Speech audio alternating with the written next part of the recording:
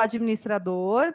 Nós vamos comemorar o Dia do Administrador amanhã, mas como amanhã é sexta-feira, a gente deixou o dia mais livre e decidiu nos dedicar às palestras antes do feriado e hoje.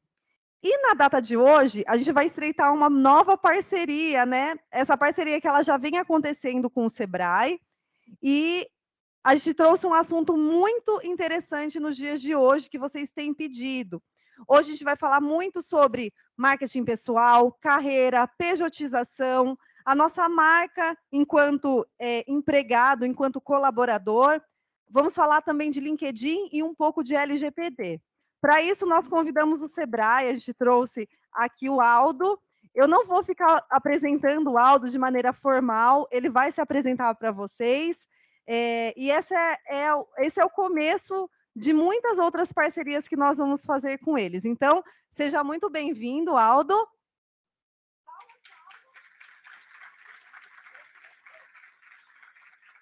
Deixar esse microfone para ele se sentir mais livre, mais solto.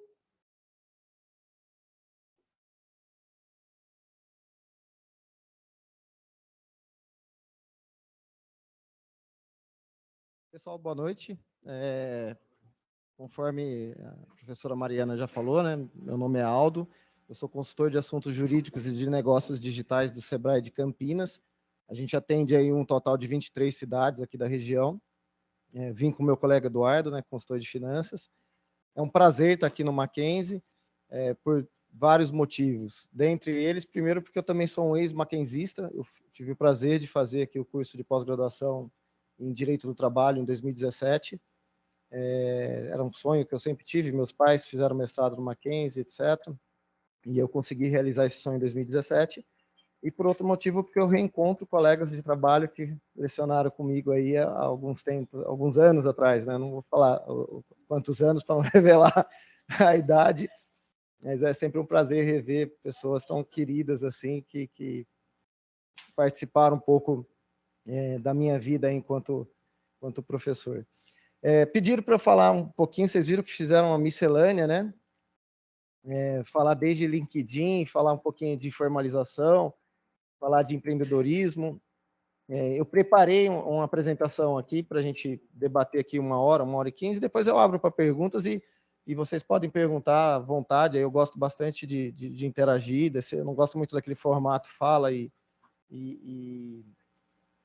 vocês só escutam, eu gosto muito do debate, das perguntas, e eu estou à disposição aí para passar aí o que eu tenha de conhecimento para vocês. Tá? Falar um pouquinho de mim, eu leciono comecei a lecionar em 99, né? Me formei e já comecei a lecionar. Foi uma grata surpresa para mim, porque na minha cabeça minha primeira formação é jurídica, e eu, quando eu falava que eu queria ser professor de direito, sempre eu via o professor de direito, aquele senhor já de idade, e etc. E eu tive a oportunidade de lecionar, começar a lecionar muito novo. E eu amo de paixão lecionar. Eu acho que não só lecionar, mas falar, ensinar, conversar, debater, é uma coisa que eu tenho muito dentro de mim. Assim, eu gosto demais disso. Estou há 11 anos no Sebrae, vou completar agora, quase completando 12 anos. Comecei no Sebrae lá na divisa do Paraná, fui subindo, fui para Sorocaba e agora estou em Campinas desde 2015. Então, atuo muito bem, dialogo muito bem dentro da área jurídica, da área da administração, atendo lá no Sebrae todas as questões de direito, marketing digital, gestão de pessoas. Então, o que vocês precisarem de algum questionamento, alguma dúvida, não só eu, como o Eduardo, toda a equipe do Sebrae está à disposição de vocês. A gente viveu um período aí de pandemia, então todos os serviços do Sebrae eles foram zerados de custo. O ano que vem haverá uma precificação de alguns serviços, consultorias, etc., mas, como de praxe, o Sebrae tem 95% dos seus cursos gratuitos, dos seus produtos sendo gratuitos. Então, o que vocês precisarem, eu estou lá à disposição. Inclusive, algumas coisas que geralmente na área de vocês são os que vocês mais acabam procurando. Parte de franquia, parte de registro de marca, questão de patente, vocês podem me procurar lá, eu estou à disposição de vocês. Tá? Aqui estão os meus contatos, meu WhatsApp, é meu celular particular, tá? Já vou explicar assim, o meu celular fica em todo curso, toda palestra que eu dou, ele está na tela. Então, se vocês mandarem mensagem, eu sei que o cliente lá, ele quer uma resposta pelo WhatsApp em até 25 minutos, etc. Tal, mas eu já estou combinando com vocês. Se eu não responder em 25 minutos, é porque ou eu estou dando uma palestra que nem essa hoje, ou porque eu estou ocupado fazendo uma consultoria, mas eu respondo. Tá? Eu prometo que eu respondo. Não dentro dos 25 minutos, mas eu acabo respondendo. E é aquilo que eu sempre falo, né? Se for urgente, ligue. O telefone faz ligação também. Tá? Ele não entra só na internet, mas ele faz ligação. A gente criou um costume de mandar mensagem, jogar o problema, a bola para o outro, e aí depois, quando a gente fala alguma coisa, fala, poxa, mas eu mandei mensagem, você nem respondeu, mas não era uma dúvida sua, era importante, então liga. Né? Liga que a gente conversa, a gente consegue conversar pelo telefone, então estou à disposição de vocês. É meu celular particular mesmo. Twitter, e-mail e Instagram. Então fiquem à vontade aí, sou bem aberto com isso, não tenho problema nenhum de conversar sobre o que eu trabalho, não tenho dores, mas eu vou conversar com ele, converso no bar, converso no restaurante, converso no shopping, se encontrar comigo no lugar e falar, eu queria falar com você sobre tal coisa, converso também, não tenho problema nenhum com isso, tá? Começando, um resumo do que a gente vai ver aqui. Vamos passar um pouquinho porque o que é ser empreendedor, comportamentos empreendedores, onde tudo começa, as qualidades que vocês podem usar a favor de vocês, formalização, estratégias de LinkedIn e alguns conselhos valiosos. Programei aí para 1 hora e 15, que era o que a gente tinha combinado. Tá? Então, vamos ver se a gente consegue fazer 1 hora e 15 aí, tá? Para a gente... Mas fico aqui até a hora que for preciso, não tem... Então, o que é ser empreendedor? Eu acho que todo mundo começa com essa dúvida, né? O que é ser empreendedor? Empreendedor é aquela pessoa que abre um negócio, né? Empreendedor é aquela pessoa que tem uma empresa. Hoje a gente vive, o Sebrae mesmo ele tem uma visão de que empreendedor não é só quem tem empresa. Eu posso praticar o intraempreendedorismo como sendo funcionário. Então, empreendedor é uma forma de agir, é uma forma de comportamento. Então, eu posso ser empreendedor sendo funcionário. Mas você não tem empresa? Não tenho, mas eu estou sempre tendo os comportamentos que são pertinentes ao empreendedorismo. Tá? Então, a gente precisa desmistificar essa questão de que empreendedor é só aquele que tem empresa. Tá? Eu posso ser um funcionário, eu posso ter uma carreira dentro de uma empresa e ser também empreendedor com o intraempreendedorismo. Tá? Se vocês jogarem na internet, vocês vão ver várias literaturas falando, artigos, livros, etc., falando sobre o intraempreendedorismo e o que é ser empreendedor. Tá? Então, a gente precisa tirar um pouquinho essa ideia de que empreendedorismo é só ter um negócio. Eu sei que a gente vive conflitos aqui até de gerações. A minha geração é uma geração que eu fui educado para ter um bom emprego e eu fui educado para ficar nesse bom emprego 30 anos e me aposentar nesse emprego. Vocês, se eu falando para vocês que eu estou há 12 anos no Sebrae, vocês devem ter pensado assim, né? Fala, nossa, o que ele fez de errado que ninguém quis ele? Esse é um pensamento de uma geração mais nova. Poxa, ele não tem nada de bom, ele só ficou no Sebrae e vai morrer no Sebrae lá a vida inteira, né? Porque ninguém mais quis ele. Então, a gente vive esse conflito de gerações explicados até pelas questões que a gente vivenciou, né? A gente pega a geração X, uma geração que viveu um período que a gente não tinha tantos recursos que nem hoje, e aí a gente pega vocês com um recurso infinito, vivendo aí com internet, possibilidade de abrir empresa online no mesmo momento. Eu vou falar um pouquinho sobre isso, o microempreendedor individual, que é um tipo empresarial que você vai lá no Sebrae e fala oi, tomar café, você sai com seu CNPJ pronto. E se for ainda uma empresa prestadora de serviço, em 2 dias você recebe login assim para emitir a nota fiscal. Então, você não tem nenhum trabalho que a gente tinha anteriormente de mandar imprimir talonário de nota fiscal, na gráfica, etc., atualização da receita do fisco e por aí vai. Então, a gente tem esse conflito e a gente precisa entender um pouquinho esses conflitos e saber trabalhar com isso.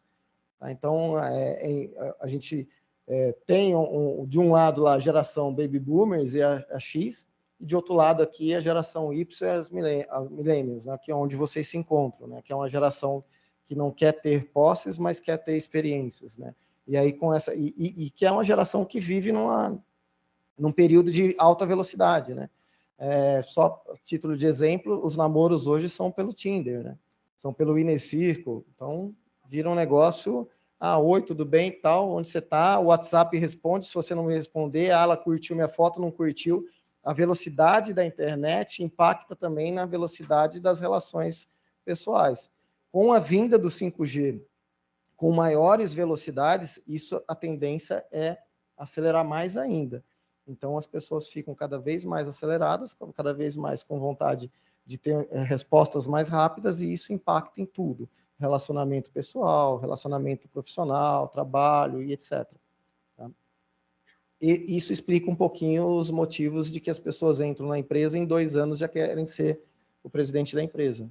Eu estou 2 anos na empresa. Eu cansei de conversar com um ex-aluno meu, e com alunos que eles falaram assim, eu não sei o que eu estou fazendo de errado. Eu falei, mas o que está acontecendo? Você não está numa empresa boa? Tal?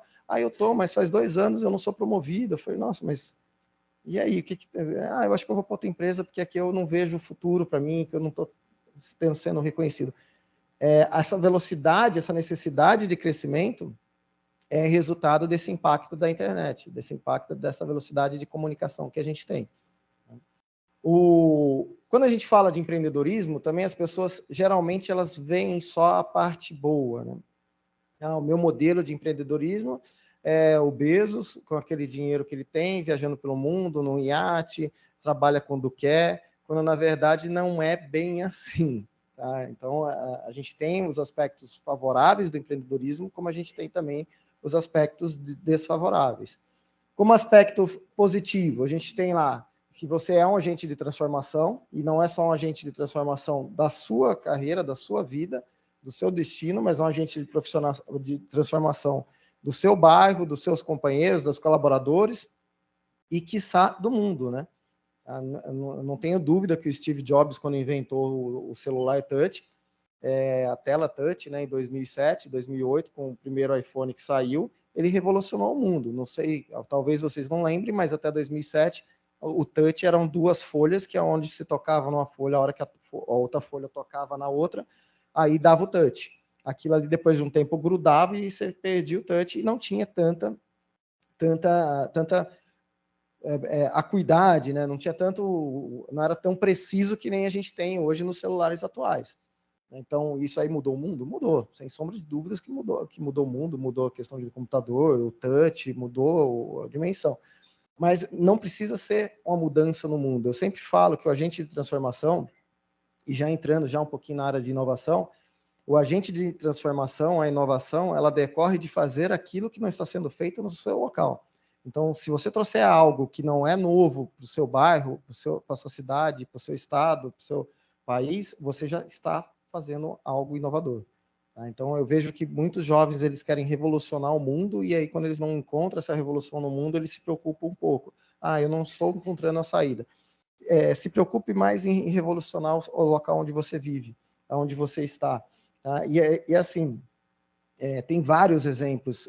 Aquele doce, o Royal Trudel, não sei, acho que todos vocês conhecem, mais conhecido como doce de Gramado, na verdade, ele é o doce tradicional da República Tcheca. Se vocês forem para a República Tcheca, você encontra aquilo lá em toda esquina. Alguém foi lá, viu aquilo e trouxe para o Brasil, e aí montou uma franquia. Tá? Ele revolucionou o Brasil? Ele trouxe algo que a gente não tinha. Se a gente pegar e analisar essas novas sorveterias com pedras com temperatura mais baixa, que foi o sorvete italiano, que foram trazidos da Itália, essa ideia era proveniente da Itália, 10 anos. Vou citar um exemplo da minha terra, né? Em Fortaleza, um casal foi viajar para a Itália, viu essa pedra, o sorvete sendo feito na pedra, trouxe e tem uma rede de sorveterias lá em Fortaleza, só desse sorvete na pedra. Eles inovaram? Inovaram, trouxeram algo que não existia lá no Ceará e inovaram. Tá? Então, inovação não é só modificar o mundo e alterar todo o curso da humanidade. Você pode inovar no seu local. Use os seus talentos e faz o que gosta. Uma das vantagens de você empreender é você fazer o que você quer. Tá? Até mais para frente, como ideia, eu vou explicar um pouquinho mais a fundo isso, mas geralmente a gente empreende com aquilo que a gente gosta. Ninguém vai empreender com aquilo que odeia, tá? Salvo algumas raras exceções. Por que eu falo raras exceções? Mais à frente eu trouxe alguns números, alguns dados estatísticos. A gente tem aí por volta de 64% de empreendedorismo de oportunidade e 36% de necessidade. Tá? Qual que é a grande diferença entre um e o outro? De oportunidade, eu analiso o mercado e eu monto. Eu vejo quem são meus concorrentes e faço todas as análises baseadas no plano de negócio, SWOT, e por aí vai. Vejo viabilidade, vejo capital de giro, eu tenho tempo para analisar.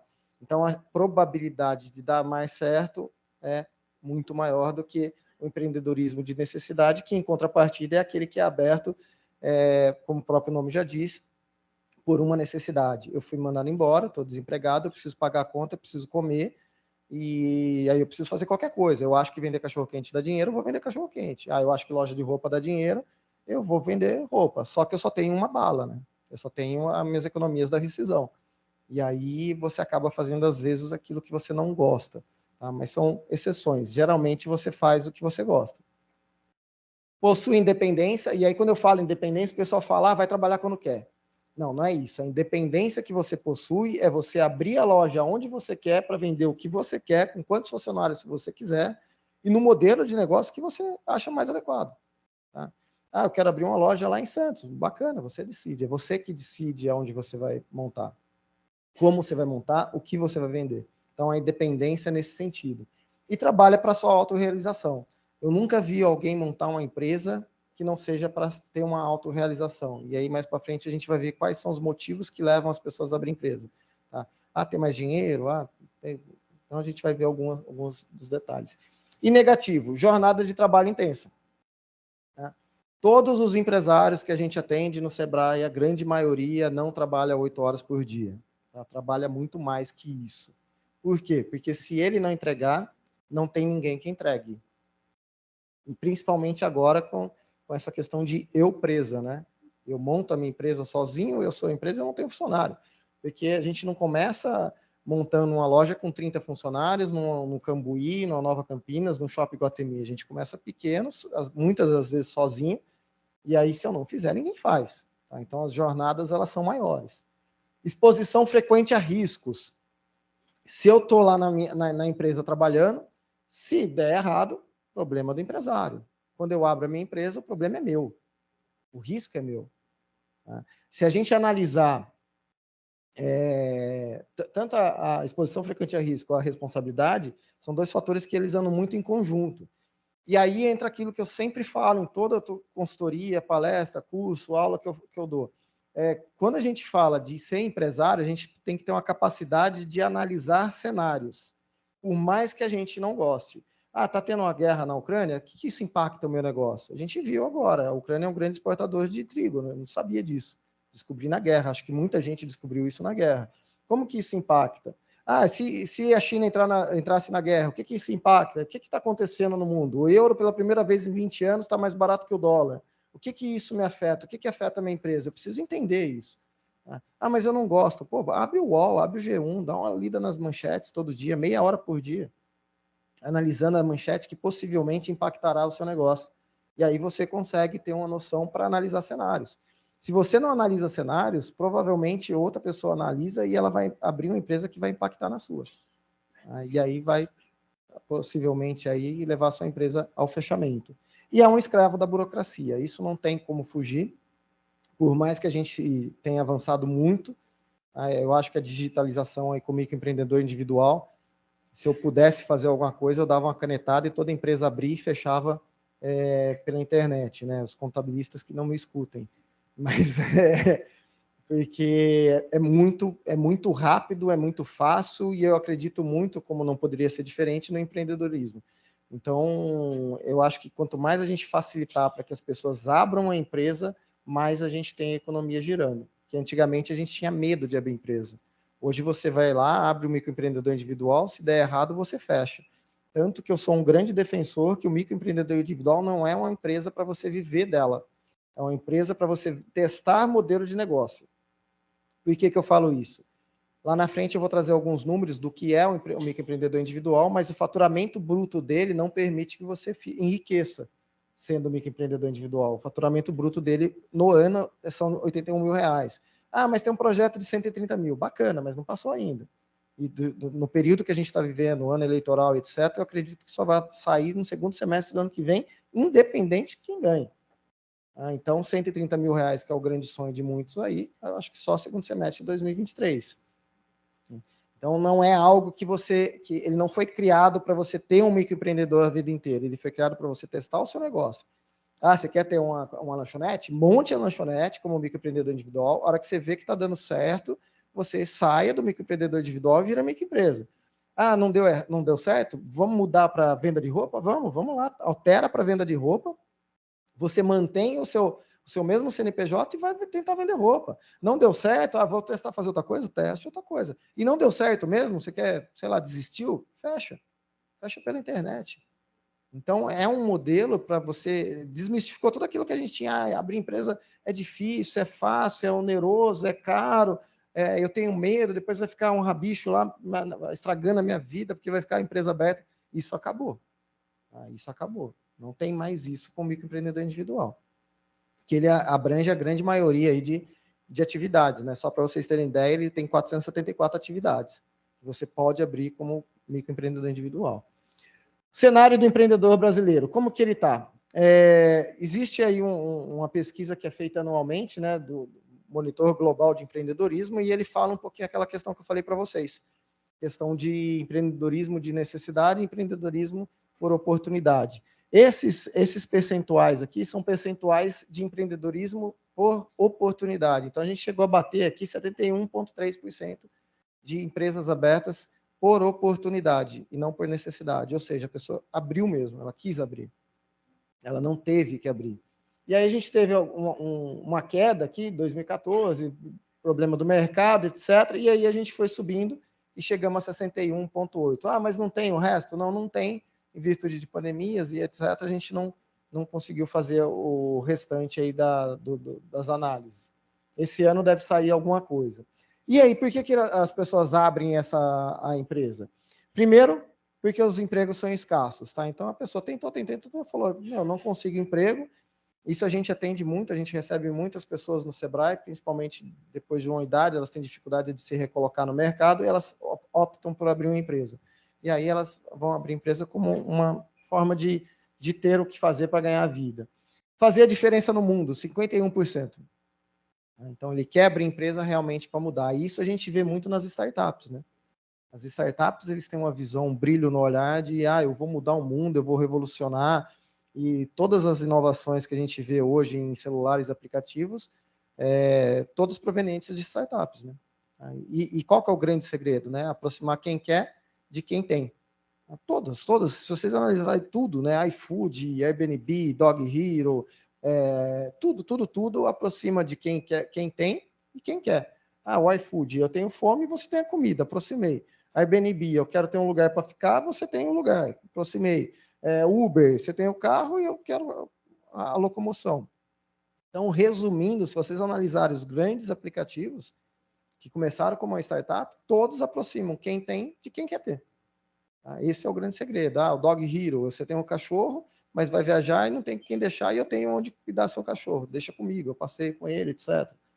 Para continuar uma tradição familiar, a família já tem aí um histórico de empresarial e etc., e aí eles querem continuar. E para construir uma grande riqueza, tá? Quase 70%. Esse é um pensamento meu, tá? Bem do Aldo mesmo, não é o pensamento do Sebrae, mas assim, eu empreendo também, eu tenho meus negócios fora do Sebrae, sou funcionário do Sebrae, tenho meus negócios fora do Sebrae. Mas essa é uma frase que eu sempre falo, que assim, se você quer enriquecer mesmo, é empreendendo. Tá? Que é muito difícil você ter enriquecer assalariado. Você fica bem, mas enriquecer é muito difícil. Então, por que eu defendo isso e defendo com afinco isso? Porque quando você empreende, isso é escalável, né? Você abre uma empresa, deu certo, você abre outra, deu certo, você abre outra, e aí você vai abrindo mais. Tá? Então, isso é escalável, eu consigo fazer mais. Tá? Eu consigo multiplicar os meus ganhos, ainda mais vivendo a era que vocês estão vivendo, né? Uma era onde a gente tem uma internet fácil, virar uma internet aí 5G com 1.600 pontos conectados por metro quadrado sem latência, que vai revolucionar, né? E vocês conseguem fazer vendas em marketplace sem muito sacrifício. Então, a gente nunca teve uma democratização tão grande de abertura de empresa e de venda de produtos que nem essa era que a gente está vivendo. Só para vocês terem uma ideia, hoje eu consigo fazer campanhas no Instagram, aí no Facebook, gastando $1 por dia, atingindo de 8 mil a 14 mil pessoas, dependendo da sua segmentação e configuração. Nunca se viu isso antes. Nunca. Você atingir 8 mil pessoas com $1 por dia. Tá? Segmentado ainda. Você escolhendo o seu público, segmentando quem é seu público. Antigamente você fazia o quê? Outdoor, você fazia rádio, você fazia panfleto, distribuía na Francisco Glicério, todo mundo pegava, às vezes um amassava o panfleto e jogava fora, colocava faixa na rua. Então a gente nunca viveu essa era tão democrática de publicidade, de abertura de empresa e de possibilidades na internet. Até quando ficará? Ninguém sabe. Tá? Ninguém sabe. O Orkut morreu, o ICQ falaram para mim que existiu alguma época, não peguei a época do ICQ. O Instagram está aí, TikTok está vindo forte, então a gente não sabe até quando vai ficar desse jeito. Então eu sempre falo para aproveitar, aproveitem. Outros dados que impactam nos negócios. 46% não sabia o número de clientes que teriam e o hábito de consumo desses clientes. Gente, uma coisa que eu sempre falo, não dá para fazer plano estratégico e não dá para abrir empresa se você não projeta sequer os clientes que vocês têm. Como que eu vou abrir uma empresa sem conhecer os clientes? Onde eles estão? O que eles fazem? Qual que é o hábito? Qual a jornada desse cliente? Eu vou fazer anúncio no Instagram, mas ele está no TikTok. Eu vou fazer anúncio no Instagram, mas ele está no Google. Eu vou colocar um outdoor, mas ele está no Instagram. Ele entra, ele compra, ele pesquisa. Onde ele pesquisa? Ele pesquisa no Google, tá no Google Maps, tá bacana, já tem um pessoal mais novo pesquisando no mapa do Instagram. Aquele mapinha que tem no Instagram, já tem um pessoal mais novo pesquisando lá. Então, já está mudando um pouquinho o hábito de consumo. Mas eu preciso entender, 38% não sabe qual que é o investimento mínimo e o capital de giro, gente. Não sei quem é de Campinas ou não é, mas a gente tem exemplos próximos, assim, que a gente vê no dia a dia. Na frente, eu moro na Princesa do Oeste, tinha um supermercado ali na Princesa do Oeste, ele abriu 2 meses depois, ele fechou. O que é isso? O que é isso? Além de não ter cliente, né? Lógico. Ele abriu na esperança de que ia vender absurdo a hora que ele abrisse. E ele não tinha capital de giro, porque ficou 2 meses. O capital de giro médio são 6 meses. Eu vou vender roupa de neve em São Paulo. Bacana, vou colocar mais capital de giro maior, né? Porque roupa de neve em São Paulo provavelmente pode dar certo, não vou dizer nada, né? Depois que venderam brigadeiro no shopping, se eu falasse para minha mãe que ia abrir uma brigadeiria no shopping, ela ia me internar, né? Então, a gente já teve sucesso, então não vou dizer que dá errado, mas assim, o capital de giro tem que ser maior. Quando você vê um estabelecimento que fecha com 2 meses, ele gastou tudo que ele tinha na esperança de que ele fosse um McDonald's, né? Por que eu falo McDonald's? McDonald's você abre, no dia seguinte já tem gente na fila. Não tem erro, né? Eu acho que só 3 McDonald's no Brasil fecharam e a gente teve a grata surpresa aí de um ser aqui em Campinas, né? Não sei se vocês sabiam disso, mas um dos McDonald's que fecharam era aqui de Campinas. Vocês não sabiam disso? E ficava ali no Jardim do Trevo. E ele ficava na hora que você sai de casa, você sai de Campinas. Que dizem até que foi um erro de análise de cenário, né? Porque quando você sai para viajar, você sai o quê? Você já sai comido, né? Você come tudo, faz a refeição e sai já satisfeito. Se ele fosse do outro lado, quando você chega, todo mundo chega com fome. Então foi um erro de análise e um dos 3 McDonald's que fecharam, um ficava aqui em Campinas. Mas 3 numa realidade de milhares, a gente não tem sombra de dúvida que é um negócio que dá certo. Mas não são todas as empresas que você abre e logo em seguida você tem lá pessoas, clientes querendo entrar e querendo consumir. Tá? Então, por isso que você tem que fazer viabilidade e capital de giro. 39% não sabia quem era o concorrente e os pontos essenciais. Eu tenho um colega que ele tem uma academia, eu sempre gosto de falar desse exemplo, ele nem sabe que eu falo desse exemplo, que eu falo dele, mas se o dia que ele descobrir vai dar até confusão. Mas ele tem uma academia e ele tinha academia enchendo, musculação, bombando. Eu falei, pô, o imóvel do seu lado tá para vender, compra, eu sei que você tem dinheiro. Que ele falava tudo para mim, ele pedia opinião, eu falei, pô, compra do lado, investe, reforma, amplia. Não, tá bom. O que eu tô ganhando por mês já tá bom, estou satisfeito. A umas 3 quadras dele abriu um Smart Fit. O que vocês acham que aconteceu? né? Ele está correndo atrás do prejuízo agora. Então, se você não analisa os concorrentes e os pontos essenciais, alguém vai analisar. Tá? Se ele tivesse expandido, talvez a Smart Fit não tivesse aberto do lado dele. Tá? Então, eu tenho que saber qual que é o meu diferencial. A gente fala, às vezes, para alguns empresários, você tem que ver seu concorrente. Não, mas eu vou lá, ele vai ver que eu estou indo lá, ele sabe que eu sou... Mas, ué, você tem vergonha de ir, manda outra pessoa aí. Faz um cliente oculto, visita, mas vá. Você tem que conhecer quem é seu concorrente, o que ele tem de diferencial do seu produto ou serviço. Senão você não consegue concorrer com ele.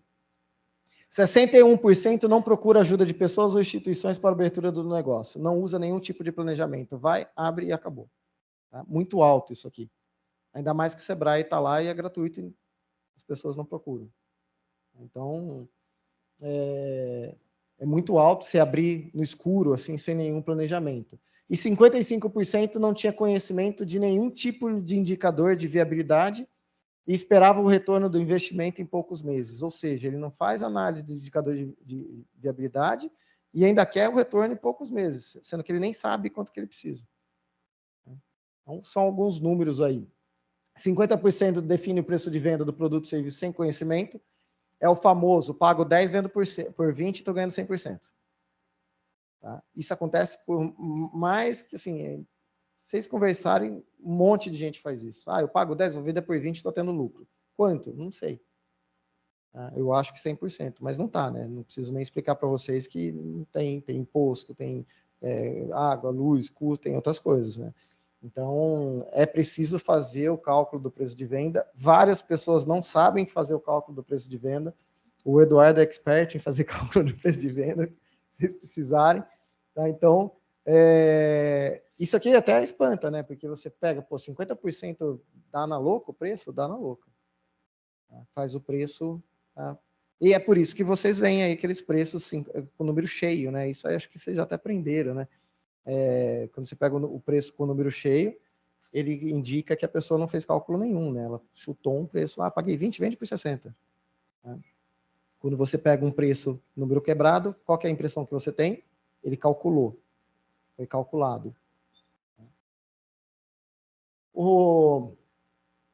Taxa de sobrevivência das empresas, de até 2 anos. O Sebrae, ele calcula a taxa de sobrevivência das empresas, as empresas que conseguiram ficar abertas aí por um período de 2 anos. Então, aumentou essa taxa de sobrevivência, apesar de todos esses dados que eu falei para vocês. Então, ela está em 58%. 58% das empresas que abriram, elas conseguem ultrapassar aquele período que a gente acredita ser o mais crítico, que são os primeiros 2 anos de abertura. E como vocês, universitários, pensam em empreendedorismo? 58% pensam em empreender, 11% já são empreendedores. Aqui alguém já é empreendedor? Vende? Tem? Legal. 57% dos que já empreendem querem investir mais, ou seja, eles já empreendem, vê que tem oportunidade, vê que dá dinheiro e aí quer investir mais para crescer. E 84% consideram o empreendedorismo como uma opção de carreira.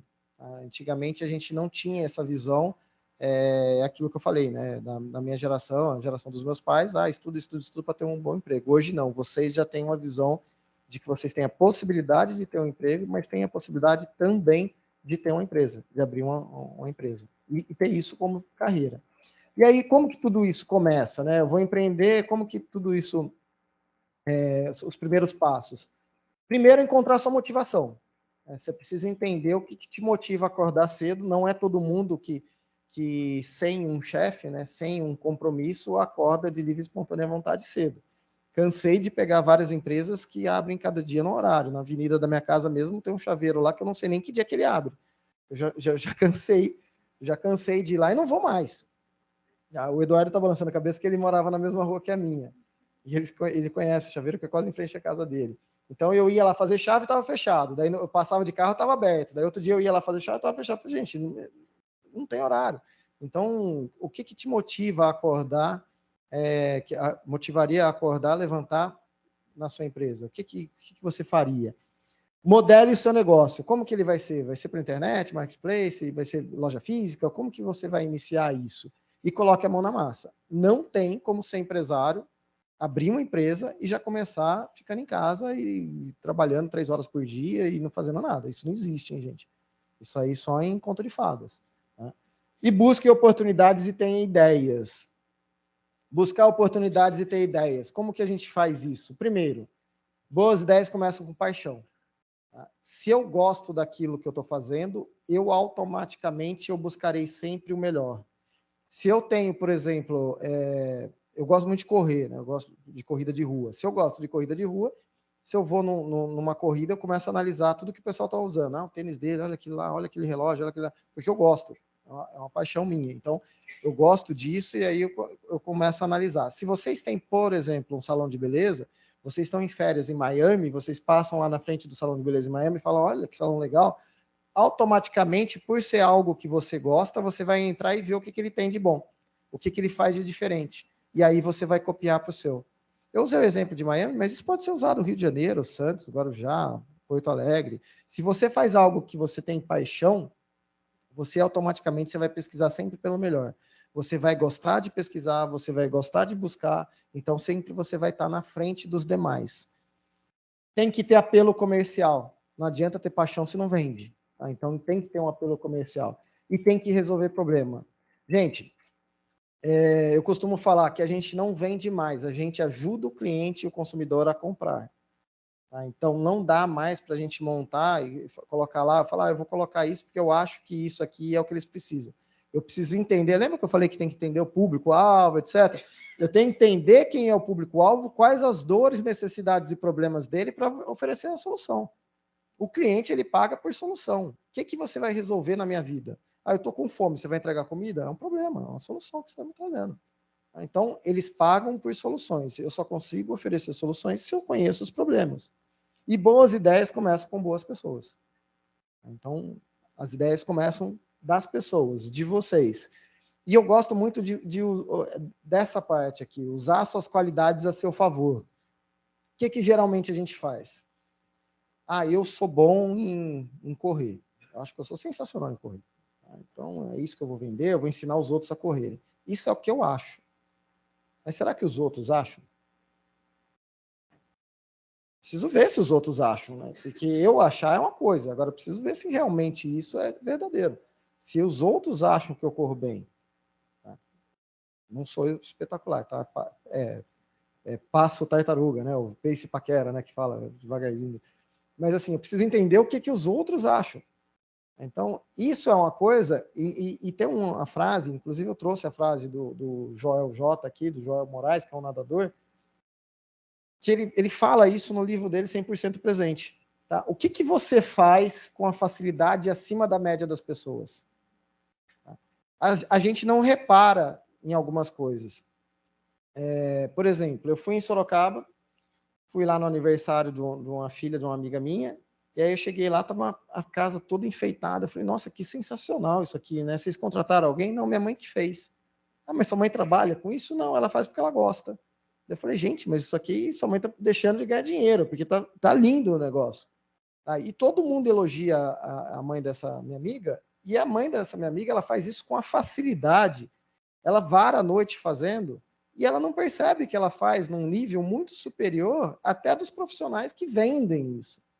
Então, a gente precisa começar a prestar atenção no que os outros falam da gente.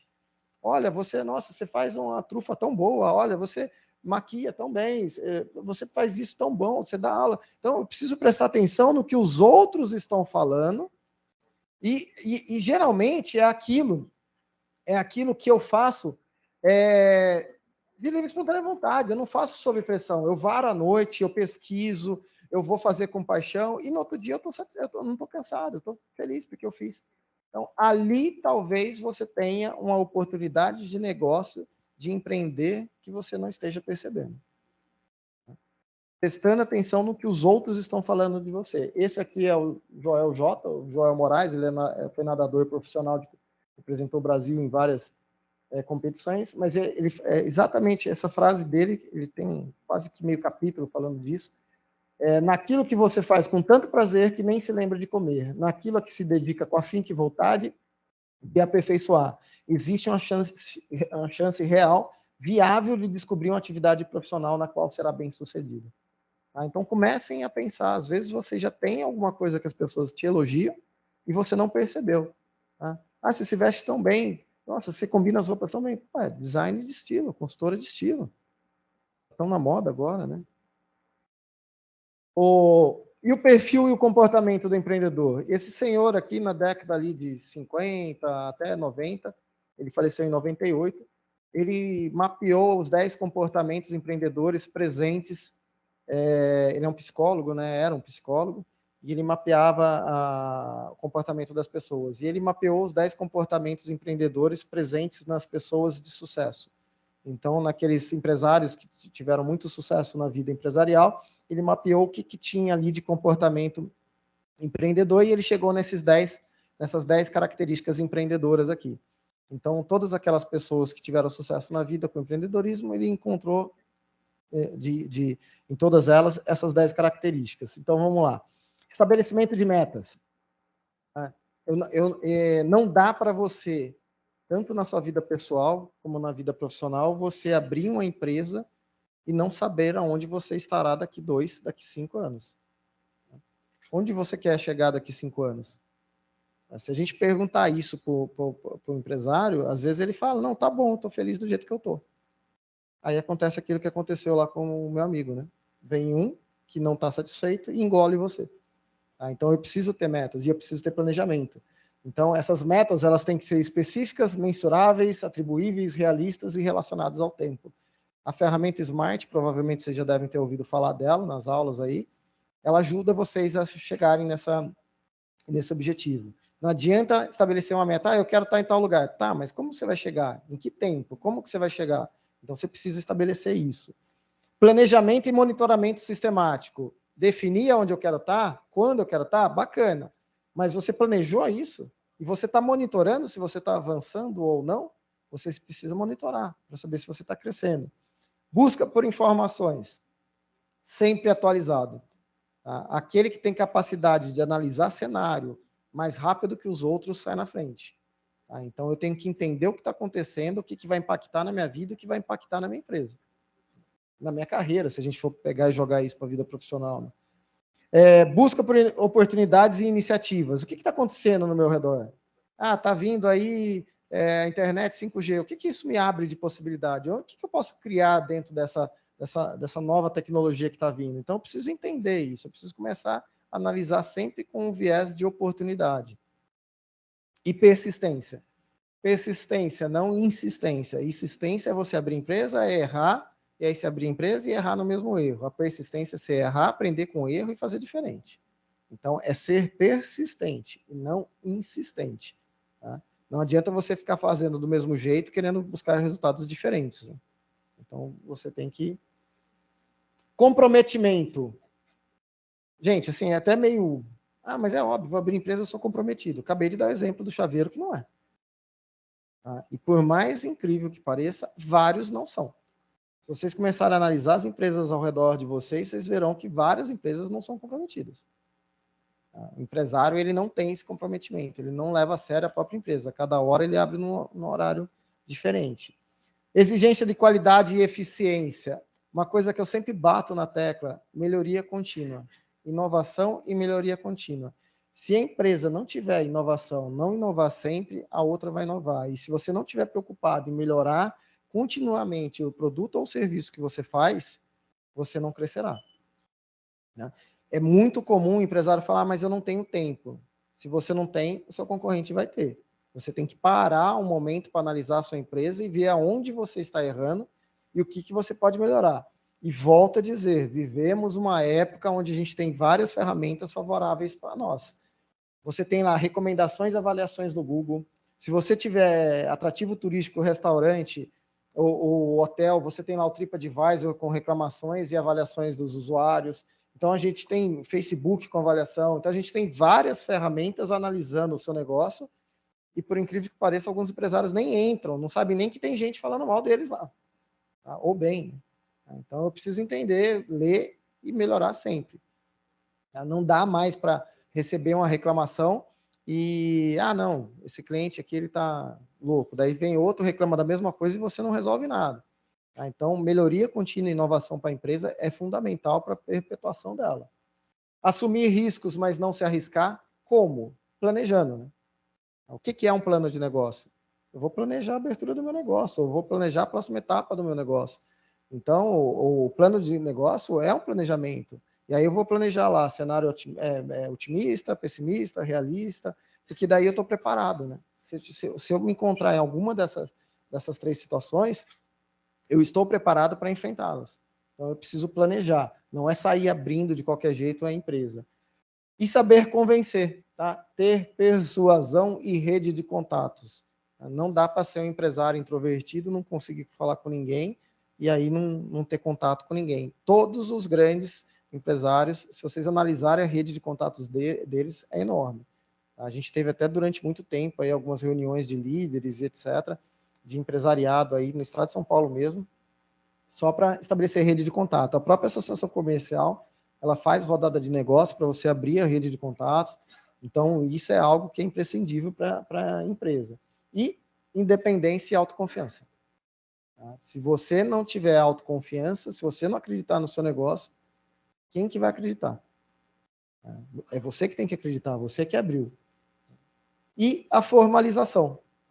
Vi, tal, bacana, eu quero formalizar. Quais são as opções que eu tenho? O que é essa formalização?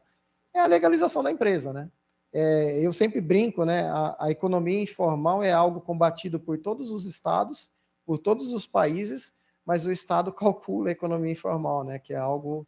a economia informal é tal. Ué, mas não pode ter economia informal. Se a gente analisar juridicamente, ela não poderia nem existir, né? Mas é algo que existe. E aí você tem algumas complicações, né? Qual que é a complicação de eu estar inserido dentro da economia informal? Primeiro que eu posso ter apreensão de mercadoria. Tá? Eu posso tomar autuação de fiscalizações e etc. Eu não consigo crescer, não consigo ter acesso. Então, eu tenho vários problemas envolvendo eu como sendo informal, que se eu me formalizar, eu consigo resolver. E aí, quais as vantagens da formalização? Todas essas. Tenho acesso a crédito bancário específico para fomento empresarial de empresas, consigo registrar a marca no nome da empresa, mas eu consigo registrar a marca também como pessoa física. Consegue, mas a Lei 9279, ela fala que você só pode registrar a marca se você realmente exercer aquela atividade. Como que eu vou registrar uma marca no CPF de uma indústria de calçado? Não consegue. Tá? Venda para outras empresas e governo, o próprio Sebrae ele só compra se tiver nota fiscal. As grandes empresas só compram se tiver nota fiscal. Então, você abre o seu leque de possíveis clientes, potenciais clientes. Credibilidade junto a clientes e fornecedores. Mas credibilidade como? Eu venho aqui vender uma trufa para vocês, embrulhada no papel alumínio. O Eduardo vem vender uma trufa para vocês, embrulhada numa embalagem com CNPJ, endereço, código de barra. Qual das duas vocês dão mais credibilidade? A dele. Vocês podem até falar que não, mas implicitamente vocês já calcularam todos os riscos, vocês falam, pô, o Eduardo é um trufeiro, ele tem lá, ele tem a cozinha, ele tem todos os processos de higiene, o Aldo tá vendendo lá, sei lá, o gato tá em cima da pia, ele tá embrulhando a trufa com o gato em cima, tá? Então, você não sabe, você não tem essa... Tô brincando, tá? Não sei se alguém vende trufa aqui, mas essa análise a gente faz, gente. Essa análise a gente faz inconscientemente. É a mesma análise que a gente faz quando tem 2 restaurantes, né? Tem um restaurante com a fila enorme e outro vazio. Do que você fala? Vamos naquele, que isso aqui deve ser horrível, né? Porque não tem ninguém na fila. É a mesma coisa boate, né? Eu trabalhei até 98 fazendo eventos. A gente segurava o pessoal para entrar na balada para ficar um pouco fora, para o pessoal achar que, nossa, fila, tá lá. E não tinha ninguém. E quando a balada era de vidro, você coloca o quê? Cortina para o pessoal não conseguir enxergar lá dentro. Isso é efeito manada, né? Vocês devem passar por isso. Né? Cheio. Daí você entra e... Eu fui... 2 semanas atrás eu estava em Brasília, fui conhecer um pub lá, né? O som tocando, pá. Perguntei pro segurança, tá legal? Não, tá legal, isso aqui eu entrei, tinha 10 pessoas. Falei, Carlos, você falou, pô, tá legal, isso aqui vai encher, né? Pelo amor de Deus, porque assim, 10 pessoas vão embora agora. Porque você não conseguia ver dentro da boate. Então, do pub, no caso, né? Então, isso é inconsciente, né? Isso é uma análise inconsciente que você faz. Emissão de nota fiscal, proteção do patrimônio pessoal do empreendedor, se você adotar alguns tipos empresariais que a gente vai ver. Contratação de empregados conforme a legislação. Tem fornecedores que você consegue atingir com o CNPJ. cobertura previdenciária, direito aos benefícios previstos na lei, possibilidade de crescimento e segurança jurídica de que você não será autuado, não será penalizado, mercadoria apreendida e por aí vai. Quais são os tipos de regimes tributários existentes? MEI, ME e EPP. Todos os três fazem parte do Simples Nacional. As pessoas falam, mas o MEI ele é uma microempresa? Ele é uma microempresa, mas com um regime específico. Um regime próprio, com pagamento único, no valor específico, impostos bem reduzidos. Né? A ME e a EPP são regimes tributários dentro do Simples Nacional. A ME até R$360 mil, a EPP até 4.800.000. Né? Então, você tem ali 5 anexos, cada um com um percentual. Tomar cuidado quando vocês analisarem esses anexos aqui, porque você tem um alíquota ali que é nominal e uma alíquota efetiva. Se você pegar esse anexo aqui, principalmente o anexo 5, aqui você vai ver lá 30% de imposto. Daí você vai cair para trás, que nem eu atendi há 3 semanas a empresária, que ela falou, mas 30% é muita coisa. Eu falei, não é isso, vamos fazer a conta. Então, tem uma alíquota nominal e tem uma alíquota efetiva. Aqui nessas tabelas são nominais, você precisa fazer o cálculo para encontrar a efetiva, tá? Um MEI, faturamento até R$81 mil, não pode ter sócio, existe um cálculo aí de faturamento mensal de até R$6.750 por mês, não se deve obedecer isso como teto, tá? Isso aí é só um parâmetro. A gente está no mês de setembro, se a gente abrisse um MEI hoje, a gente teria setembro, outubro, novembro e dezembro, eu pego esses 4 meses, multiplico por 6.750 e aí eu encontro o valor que eu posso ter de teto no ano de 2022. Por isso que existe essa média mensal aqui, só para isso, tá? Só para esse efeito. E a ME, 360 mil, com faturamento médio de 30 mil, e a EPP é 4.800.000, com faturamento médio aí de R$400 mil. O regime tributário, o MEI, é aquilo que eu falei para vocês, você paga, o pessoal fala, eu pago R$60 de imposto do MEI. Não paga. Você paga R$1 de imposto do MEI. Porque R$60,60 é INSS, INSS não é imposto. Tá? Então, o que você paga aqui é R$1 de ICMS se você tiver comércio ou indústria. E aí você vai pagar R$61,60 por mês. Só. Independente se vendeu ou não. Você tem que pagar. Se eu for prestador de serviço, o imposto aumenta, vai para R$5. Tá? E aí eu vou pagar R$65,60. Aqui você está pagando o seu INSS. Tá? E se eu fizer tanto prestação de serviço como venda, eu pago R$66,60. É isso que é pago de imposto do MEI. Ou seja, não precisa de contador, você abre pela internet, ou você pode abrir no Sebrae, o Sebrae abre para vocês. Você começa a sua empresa sem um local físico, você pode abrir na sua casa, a própria legislação permite, desde que não tenha o gato em cima da pia, né? É o exemplo do gato. E o imposto é barato, tá? R$60. Então, dá para você empreender. Nunca tivemos isso, tá, gente? Isso aqui é desde 2008. O MEI ele existe desde 2008, mas assim, ele explodiu lá em 2012, 2013, mas a gente nunca teve essa oportunidade também. Então, quem tinha um sonho de empreender, aproveite, tá? Porque também, se não der certo, você fecha. Não tem problema nenhum. R$60 por mês aqui, eu garanto que não vai afetar muita gente, não, ninguém. Tipo jurídico de abertura de empresa. Microempreendedor individual, ele é aberto como empresário individual. Ou seja, você tem um CPF, tem um CNPJ, mas um patrimônio único. O que eu quero dizer com isso? Se você estiver devendo no CNPJ e tiver uma Mercedes no seu CPF, eu pego a Mercedes para pagar a dívida do CNPJ. São 2 números, um patrimônio só. Tá? Diferente, por exemplo, aqui na ME, na IPP, eu posso abrir também como empresário individual, mas eu posso abrir como sociedade limitada. A sociedade limitada, eu tenho um número que é o CPF e outro número que é o CNPJ e os patrimônios separados. Eu só posso ter mistura desse patrimônio, pegar o patrimônio do sócio para pagar alguma dívida em alguns casos específicos, desvio de finalidade, fraude, etc. Tá? Ações trabalhistas e por aí vai. Então, tem alguns casos específicos. O grande comentário que eu tenho para fazer aqui da Sociedade Empresária Limitada é aqui, ó. Vocês conheciam o EIRELI, né? O EIRELI acabou.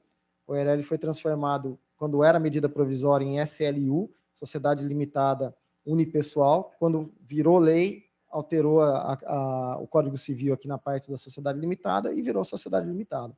Então, eu vejo muito artigo ainda falando em SLU. SLU acabou. SLU era o nome que se dava quando estava como medida provisória. Depois que foi aprovado, virou lei, acabou, não existe mais SLU. Tá? Que a gente tem uma sociedade limitada, com divisão de patrimônio, com a possibilidade de abrir uma pessoa só.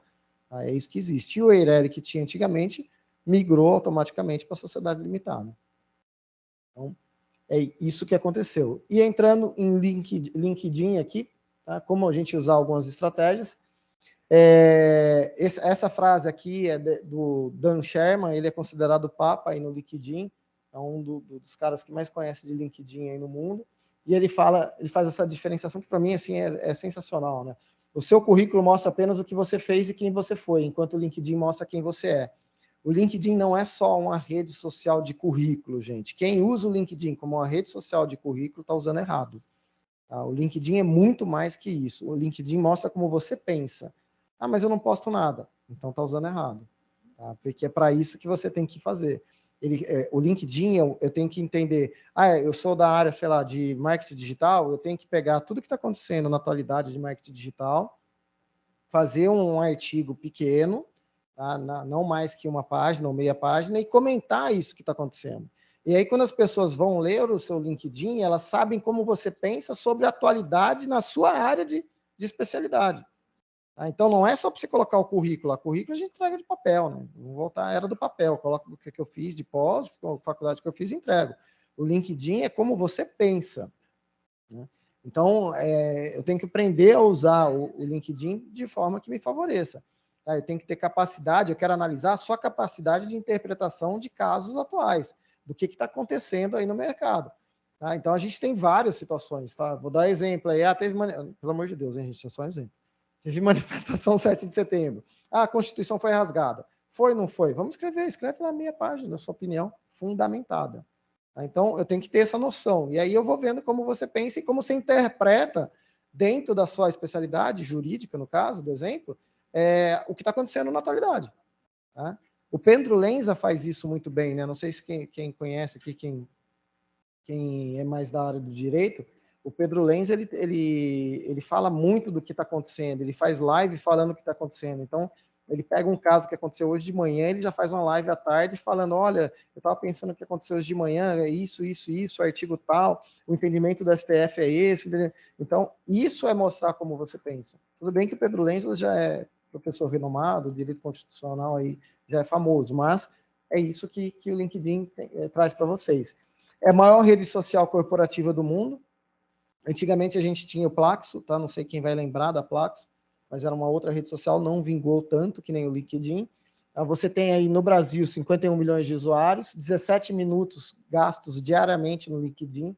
Muita gente está usando o LinkedIn mesmo, usando como rede social, postando, coisa que a gente não fazia há 5, 6 anos atrás. 130 novos usuários por minuto, 2 usuários novos por segundo. 774 milhões de usuários no mundo, 1 a cada 3 profissionais do mundo está no LinkedIn, cresce 29% o compartilhamento dentro da rede. O Brasil é o 4º país da plataforma e é a 6ª rede social mais utilizada. 56% homens, 44% mulheres e 41% dos milionários estão nela. Então, tem bastante gente interessante aí. Tá? O que vocês devem focar? Colocar foto de capa. Óbvio que vocês não vão colocar foto na praia, né? Coloca uma foto que represente você. Vocês derem uma navegada no LinkedIn, vocês vão encontrar cada foto ali que representa um pouco o que você faz. No meu caso, eu coloquei aqui como consultor e advogado. Aqui é o avatar, né? O avatar com a foto de rosto que você queira. E aqui é muito importante você colocar o que você faz, tá, gente? Tem muita gente que coloca qualquer coisa. Então, escreva aqui, porque aqui a primeira coisa, o primeiro ponto que as pessoas vão olhar é isso.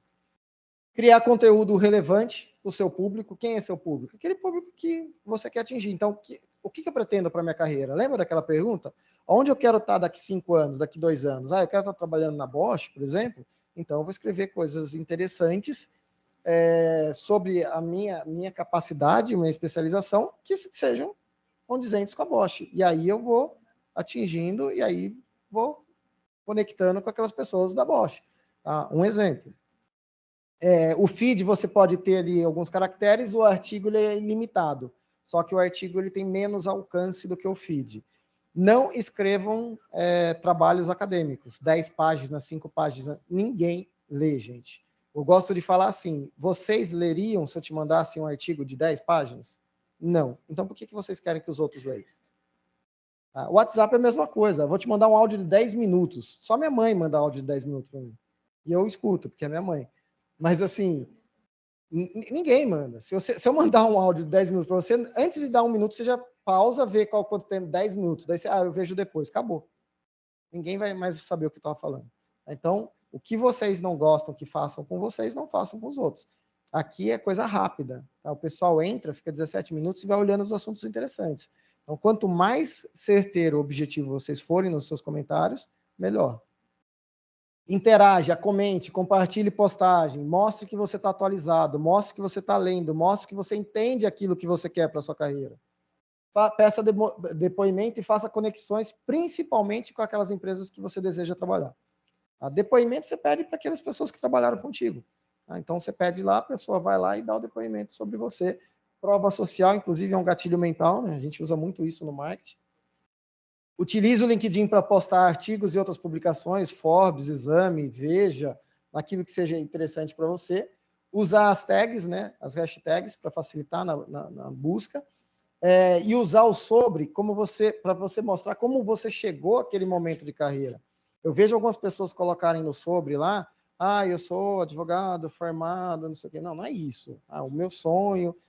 meu pai era advogado, eu tive o sonho de lutar pela justiça e defender os mais fracos, oprimidos. Exemplo aqui, tá? Não tem isso no meu, não. Só um exemplo. É contar por que você chegou lá, por que você encampou aquele estudo, aquela carreira, aquele sonho. O currículo a gente vê, volta a dizer, no currículo. Você consegue usar mídias, usem essas mídias e, principalmente, perfil atualizado. As pessoas não entram lá no LinkedIn e deixam o perfil desatualizado. Eu automaticamente atualizo o Lattes, atualizo o LinkedIn. Eu atualizo os dois. E essa frase da Bárbara Bruna, que eu adoro, né?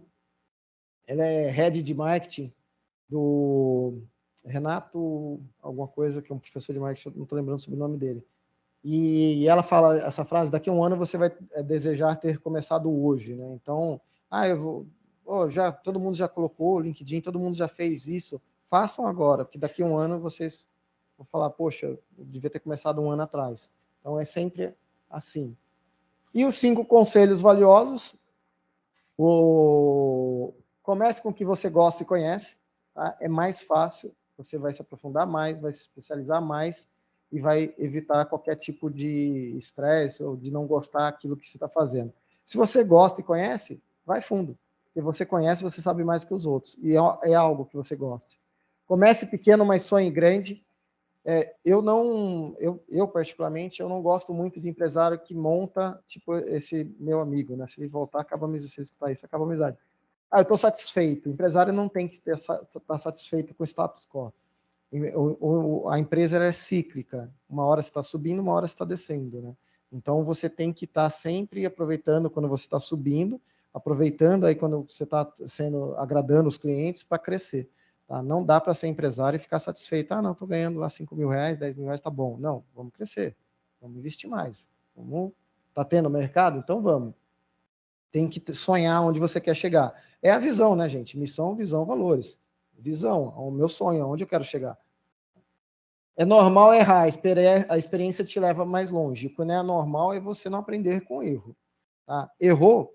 Tá? Veja o que aconteceu, analise, pare para analisar e aí aprenda com esse erro. Ouça, escuta ativa é a melhor forma na hora de aprender. Eu atendo muito empresário que fala assim, eu não sei o que eu faço, eu não sei o que o meu cliente quer. Gente, faz uma caixinha nos stories e pergunta, o que você gostaria de ver na minha loja? O que você não viu na minha loja que você gostaria de ver? O que você acha que é inovador para a minha loja? Vocês têm a ferramenta na mão. Você tem Instagram, você tem possibilidade de enviar link de pesquisa no WhatsApp, no e-mail. Tem um monte de ferramenta. Imagine 40 anos atrás como se fazia isso. E as grandes empresas fazem isso. O Watchback fez isso, aquela Starbucks fez isso, o Pão de Açúcar fez isso. Então, pergunte para o seu cliente vai te responder. Tá? Então, se você não sabe, pergunte para ele. Acredite em seus sonhos, que é assim que se chega mais longe. Se você não acreditar, já começou errado. Então, você tem que acreditar no seu sonho. Senão não tem como você abrir uma empresa e não acreditar sequer que o seu sonho pode ser alcançado. Tem som? Tem som? Tem? Só que não está saindo.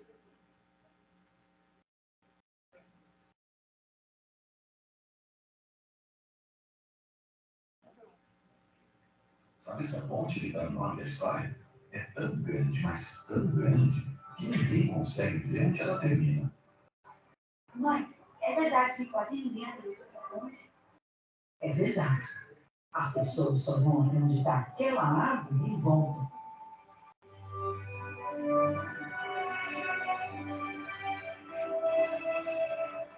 E aí, como é que é lá? O que você viu do outro lado? Eles foram até o final? E esse mistério nunca saiu da cabeça de Bento. Um dia ele percebeu que, em vez de ser quem pergunta, ele poderia ser quem responde. Em vez de ficar, ele poderia ir.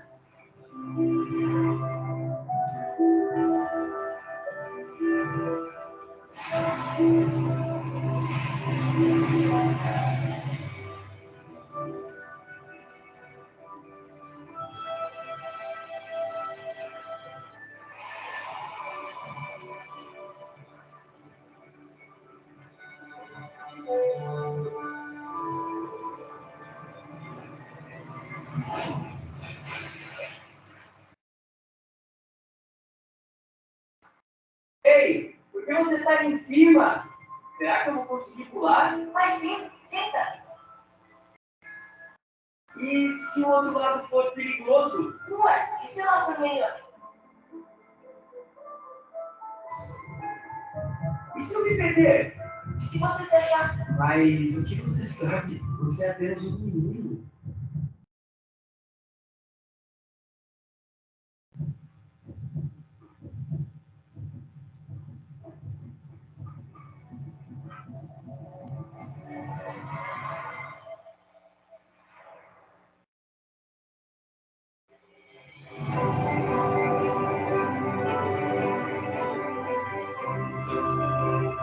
Ei, menino, qual é o seu nome? As pessoas me chamam de sonho.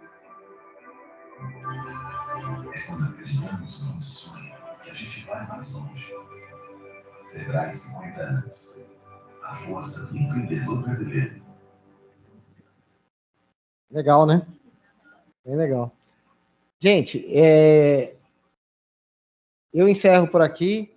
Estou à disposição de vocês para perguntas. Se vocês quiserem perguntar alguma coisa.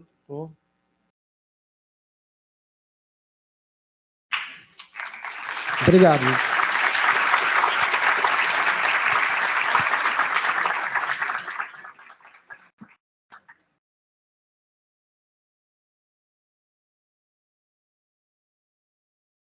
Eu tenho uma pergunta rapidinho. Sobre a questão da LGPD, né? Muitos alunos ainda não sabem o que é isso. Aí eu queria que você falasse um pouquinho o que é LGPD e as oportunidades de carreira que tem nessa área. Vamos lá, gente.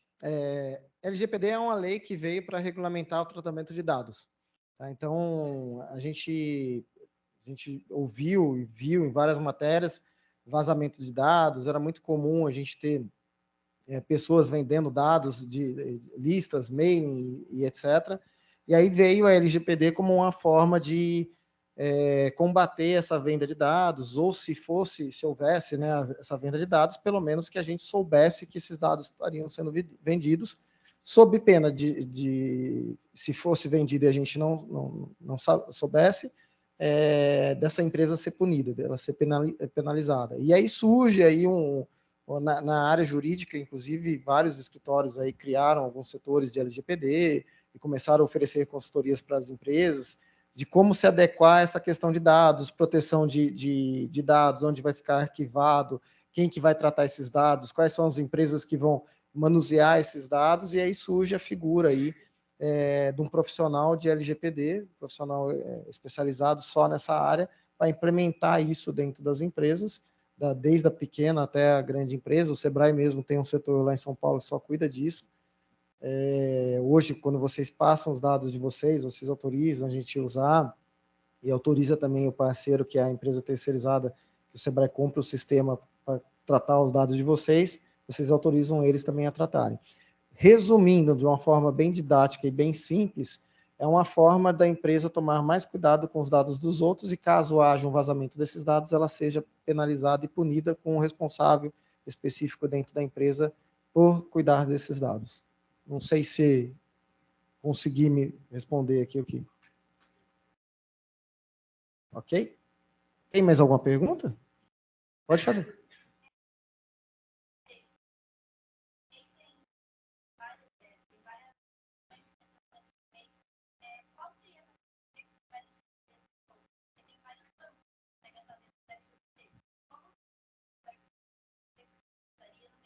Não entraria. Não entraria. Advogado, essas profissões de consultoria não entra no meio. Do meio?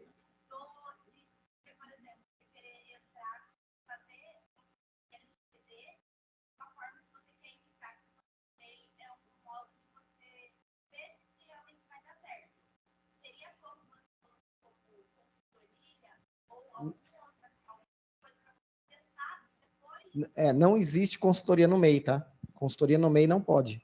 Não pode advocacia, não pode consultoria, não pode fisioterapia, não pode dentista. Essas profissões que são regulamentadas por conselhos de classe ou que são consultorias que às vezes nem tem regulamentação, mas se fosse uma consultoria de LGPD, se for um advogado, OAB, conselho de classe. Se for parte administrativa, o CRA, conselho de administração. Elas não entram no MEI. Tá? Porque o MEI tem a lei do MEI, a 123/06, ela tem um artigo lá que ela fala que o MEI não paga conselho de classe. Então, se o advogado entrasse no MEI, eu não pagaria o OAB. Entendeu?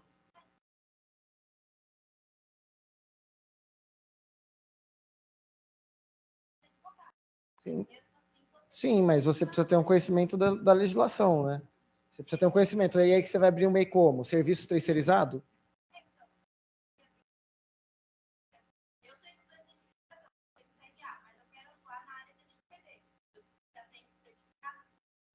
Tá.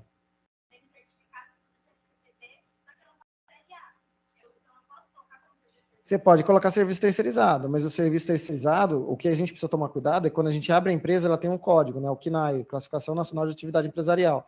Aquele CNAE que está lá na lista do serviço terceirizado, precisa ver se ele se encaixa naquele, porque é serviço de escritório, digitação. Se você jogar lá no CNAE Web, lá, você vai ver que o CNAE de serviço terceirizado não engloba a questão da LGPD, de você implementar e fazer consultoria. Se você simplesmente, isso já aconteceu aqui em Campinas com um empresário que eu conheço, se você simplesmente colocar no cartão de visita, no panfleto, no site, consultoria, e a prefeitura pegar, ela te autua. E aí, qual que é a consequência de você atuar um MEI por estar fazendo consultoria? Vamos supor que você abriu isso ano passado, a prefeitura te pegou agora. Ela vai te colocar desse ano que você abriu como se você fosse uma microempresa, e não um MEI. E aí você pagou o imposto errado. E aí ela vai fazer o cálculo lá através de arbitramento, e aí você vai pagar todos os impostos desse ano como microempresa, com multa e juros. Aí esse é o risco. Eu sei que acontece isso que você está falando, eu já atendi fisioterapeutas que abriram lá como estética, mas não tem nada a ver. Se pegar, vai dar eu acho que não vale o risco, porque lá na frente, se pegar, o prejuízo é grande. Fisioterapeuta e estética não tem nada a ver. Mesma coisa, serviço precisa tomar cuidado com o KNAI. Você colocou um adesivo de consultoria. Eu atendi um pintor, gente, que ele falava que era consultoria em pintura. Ele fez o cartão, adesivou carro e tudo. Eu falei, cara, você vai ter que tirar esse. Não, mas é o que eu mais vendo, é o meu diferencial para os meus clientes. Eu falei, então, ou você sai do MEI, que não vai compensar, ou você tira isso do carro. Você está andando com um negócio de consultoria em pintura, a prefeitura. O cara bate uma foto disso, pesquisa você, pega seu cartão, uniforme, tudo.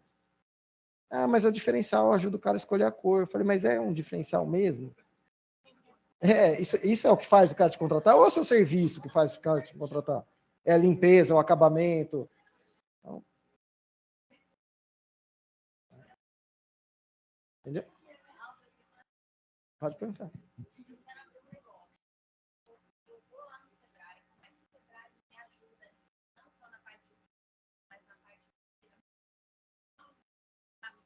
O Sebrae, ele ajuda, o Sebrae, só para vocês entenderem, né? O Sistema S ele é custeado pelas médias e grandes empresas. As pessoas acham que o Sebrae ele é público, ele não é público, ele é um serviço social, custeado pelo Itaú, pela Votorantim, pelas médias e grandes empresas, elas pagam 3,68% do seu faturamento para que exista o Sistema S para fazer um contrabalanceamento e não existir monopólio no mercado. Essa é a função do Sistema S. O Senai atende indústria, o Senac atende comércio e o Sebrae atende o empresário.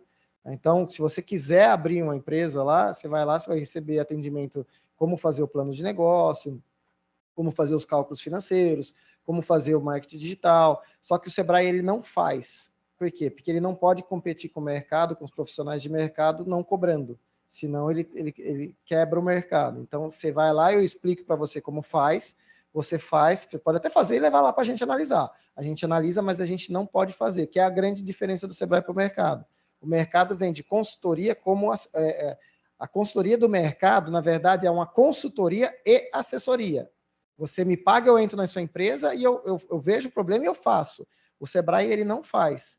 Porque imagine só, eu sou advogado. Você vai lá e quer que eu faça um contrato para você. A OAB vai cair matando, porque é de graça. Então eu não posso. Mas se você levar o seu contrato lá, eu leio e falo, tá errado aqui, aqui, aqui, aqui. Tomar cuidado com isso. Ah, você quer contratar um funcionário? Eu falo, tem esse tipo de contrato. Você quer registrar sua marca? Eu te ajudo a registrar. A gente faz junto lá, mas quem faz é você. Então, e da mesma forma, marketing digital, a estratégia é essa, você vai fazer o planejamento assim, seu público-alvo está aqui, planejamento de mapa de conteúdo, estratégia, tudo a gente faz. Eu te explico como faz, mas quem vai fazer é você. E aí você leva lá para a gente analisar, ó, tá certo, tá errado, tá certo. A gente não pode fazer, senão o mercado cai, os conselhos caem matando em cima. A OAB, inclusive, já teve uma época que já, uns 15 anos atrás, já teve problema. Isso. E o MEI a gente abre, né? E os cursos também, né? A gente tem vários cursos, tanto online como presenciais, cursos com exercício, na parte de finanças, na parte de marketing, inovação. E aí a gente, no curso, é como se fosse um curso mesmo, uma aula, uma faculdade e tal. Aí o cara aprende. A nossa ideia é ensinar o empresário a fazer. E a gente defende muito assim, eu não tenho tempo para fazer o marketing digital, mas se você não entender como funciona, como você vai conversar com o cara que você está pagando?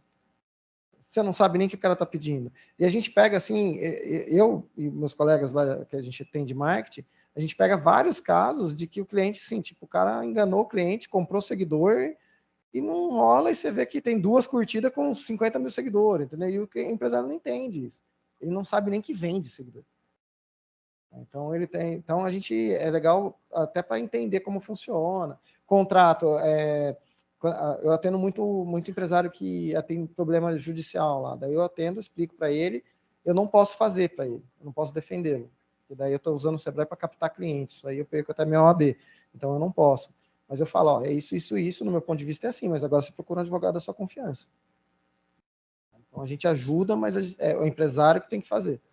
A gente fala como faz, a gente explica tudo, mas o empresário tem que fazer e voltar para a gente. Tá? O MEI a gente abre, tá? Como o MEI é algo público, se você quiser abrir no site, você abre, o MEI a gente abre. Abre, imprime boleto, faz declaração anual, faz tudo. Até porque o MEI tem muita gente que não tem computador. Muita gente mais simples que às vezes não sabe ler. Tá? Então tem muita gente...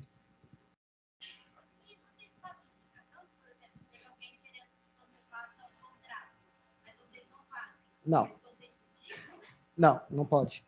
Muito tempo atrás tinha indicação, mas dava muito problema, porque era indicação assim, você era advogado e ela dava seu nome, daí você ficava numa lista. Aí, se alguém fosse procurar um advogado, a gente entregava a lista. A gente não falava um nome, a gente entregava uma lista. Aí você escolhia um da lista, o cara era ruim, você ia lá no Sebrae reclamar porque a gente que indicou. Aí a gente parou. Mas muito tempo atrás, isso, estou falando coisa, tá? 10 anos atrás. Quando entrei no Sebrae, tinha até uma lista de contabilista, tá? Mas não tem mais, por causa disso, dava muito problema. Nem pode indicar, tá? A gente nem pode, nem deve. Oi?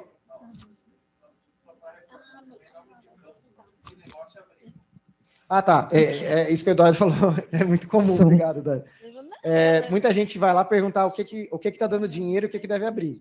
Gente, a gente não... É o que eu falei, o exemplo da brigadeiria, né? Vou abrir uma brigadeiria no shopping. Você está louco, cara. Você vai abrir uma brigadeiria no shopping. E teve gente que abriu e ganhou dinheiro. Então, a gente não indica. Tá? Deixa só ela fazer a pergunta, daí passo para você. Bom, eu queria saber, quem tem MEI aberto tem que fazer a contribuição, né, do recolhimento de microempreendedor empresarial. Se por acaso essa pessoa tem MEI aberta e ela está muito tempo inativa, sem gerar lucro, nem nada, ela tem como fazer a isenção desse recolhimento ou ela vai pagar, independente se ela estiver exercendo ou não as atividades do CNPJ? O MEI você paga menos, você paga bem pouco mesmo, R$ 1,05 de imposto, mas você tem que pagar independente se tem faturamento ou não. Se você deixou de pagar 24 parcelas e não fez 2 declarações, provavelmente ele já está fechado. O governo ele fecha.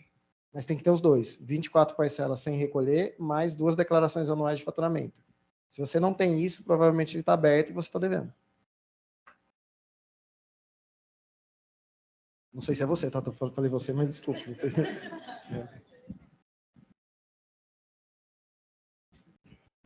Falem os nomes, né? Por trás das perguntas tem pessoas com nomes. Tem alguma previsão para aumento desse faturamento anual? Em ME e EPP? Não, a ME e EPP não. Até porque a EPP subiu quase agora, né? Faz 1 ano, 2 anos, de 3.600 para 4.800.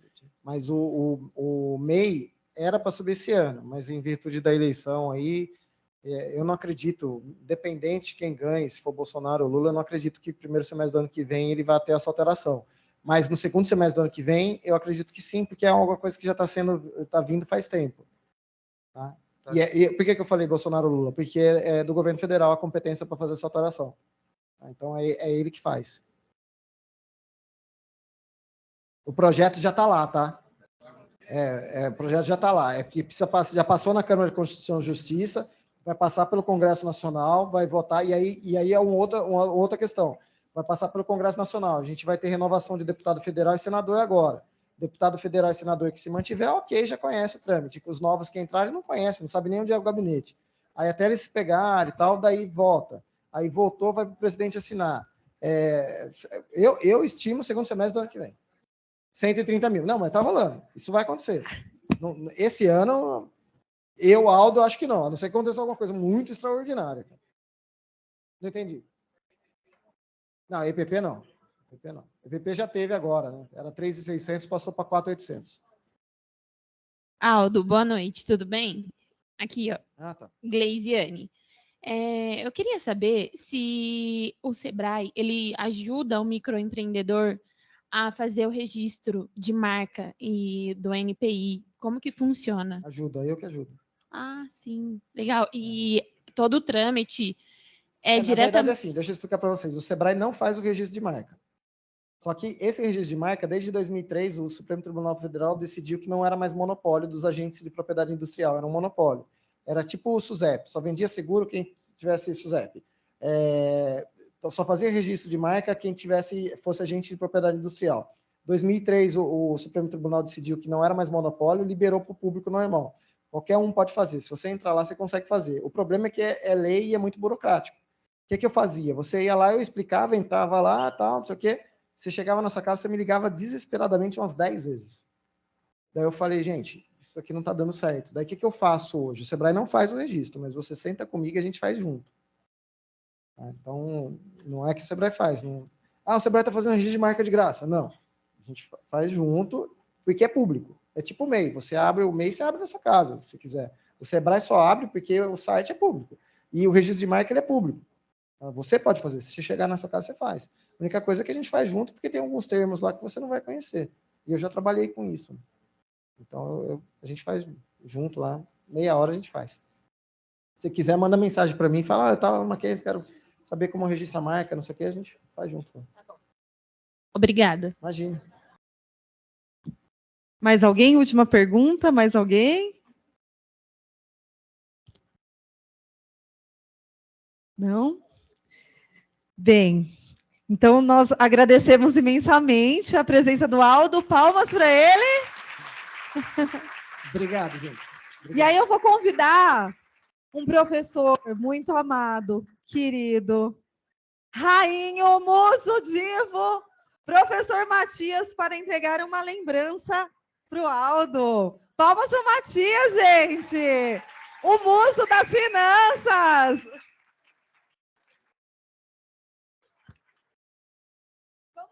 Vamos tirar uma foto desse momento. Ele adorou, porque vocês viram que vários termos que ele sempre fala em aula, ele e Manuela, fluxo de caixa, como é importante um fluxo de caixa, plano de negócios, a gente quase não fala, proposta de valor, a questão de concorrência, de estratégia, né? Perfeito? Marketing digital, o professor Luciano, que sempre fala do empreendedorismo por necessidade, do empreendedorismo por planejamento. Olha a oportunidade que vocês têm a oportunidade de serem empreendedores planejando o negócio de vocês. Gente, só um minutinho, gente, rapidinho. Nós estamos quase encerrando nossas atividades. Amanhã nós teremos a oportunidade de receber uma escola aqui, que é a ETEC, para comemorar o Dia do Administrador. Nós vamos conduzir uma série de visitas com eles, mas fiquem tranquilos, porque isso não vai afetar o trabalho de vocês, só o pessoal da manhã que vai me ajudar. Nós temos uma pessoa que, inclusive, está aqui, que vai cantar no evento. Vai ser uma oportunidade para ela mostrar o trabalho dela e, quem sabe, abrir uma MEI para prestar serviço, tocando em bares e restaurantes. A professora Leila também, gostaria de agradecer muito à professora Leila por nos dar a liberdade de pensar nesse evento, professora Marineide, professora Ana Raquel, que também sempre pensam em eventos da administração. Esse evento ele não funciona sozinho, tem um monte de gente para que isso aconteça. Nós temos a galera do auditório, temos a galera que pensa na água, em colocar água aqui, Larissa, o Paulo, é uma série de pessoas para que isso aconteça, para que vocês tenham a melhor experiência possível. Muito obrigada e, olha, que orgulho de vocês, futuros administradores, por buscarem conhecimento, né? O Epibilu já falava, busquem conhecimento, e vocês estão aqui buscando conhecimento. Parabéns, uma salva de palmas para o nosso dia, que é amanhã. Gostaria de dar uma última palavra? Obrigada, gente.